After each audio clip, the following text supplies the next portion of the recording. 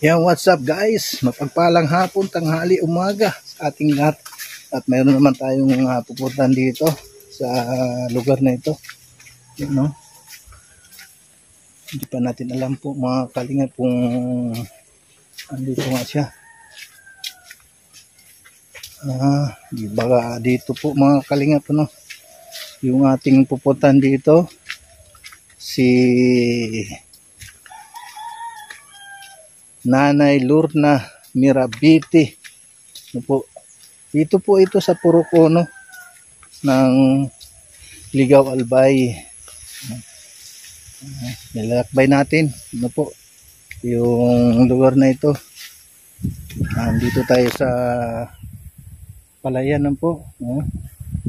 Kahit na maulan, sige lang po.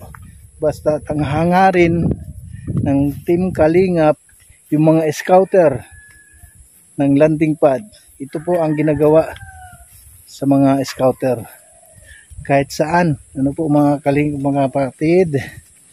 At mayroon tayong pupuntahan na naman dito, ano po, yan, para malaman po natin kung ano ang kanilang pamumuhay sa kanilang lugar na ito.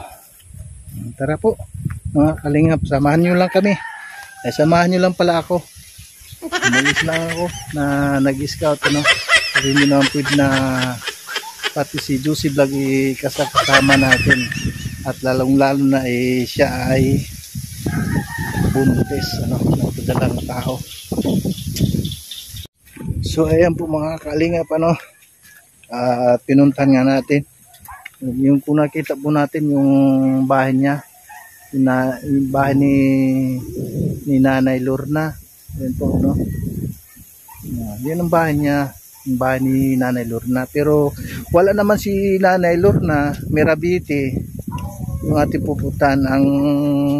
Ang naiwan lang dyan yung kanyang anak na dalaga. Ano po? Ayaw magpa-interview, kaya mangyari po mga kalingap, mga kapatid, hindi man pwede natin napilitin kung ayaw nang magpa-interview. Yun po ang ating sadya dito, kung bakit tayo nandito po sa lugar na ito. Yun po ang ating sadya. Yun pong bahay niya. Ayun po mga kalingap po. Yun po ang bahay ni Nanay Lorna Mirabiti. Pero wala dyan siya. No.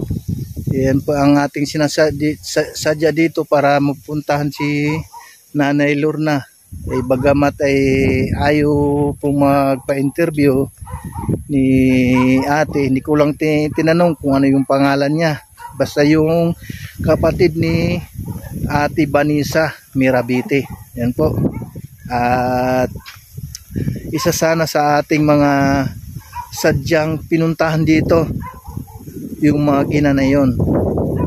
Pero tayo ay pumunta dito, magpaalam muna tayo sa kanila kung gustong magpa-interview.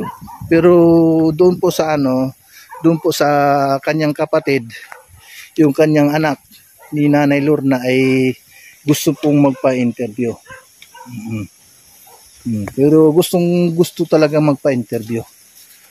Pero yun, wala na akong magagawa. Ano po mga kalingap, mga kapatid, tayo ay pauwi na. At mayroon pa tayong ibang pwedeng mapuntahan dito na mga kababayan din natin, lalong lalo na yung mga deserve na tulungan.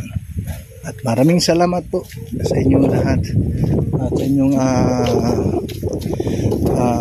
panunood at sa hindi pag-skip ng ads at hindi po kawalan ang mag-share at mag-thumbs up.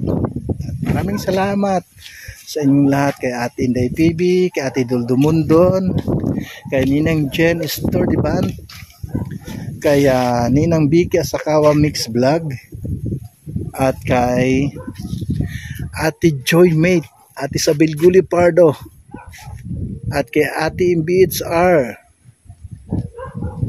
at kay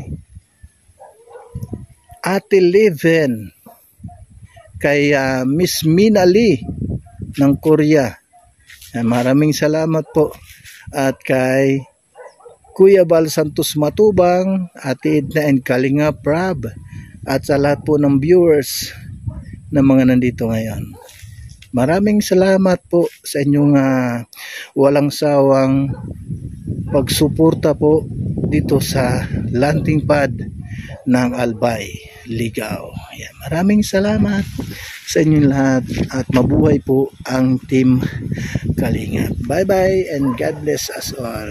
Mabuhay po tayong lahat. Maraming salamat po kay Ninang Jen Story Band, kay Ninang Vicky Asakawa Mix Vlog. Maraming salamat po kay Ate Sabil Gulipardo.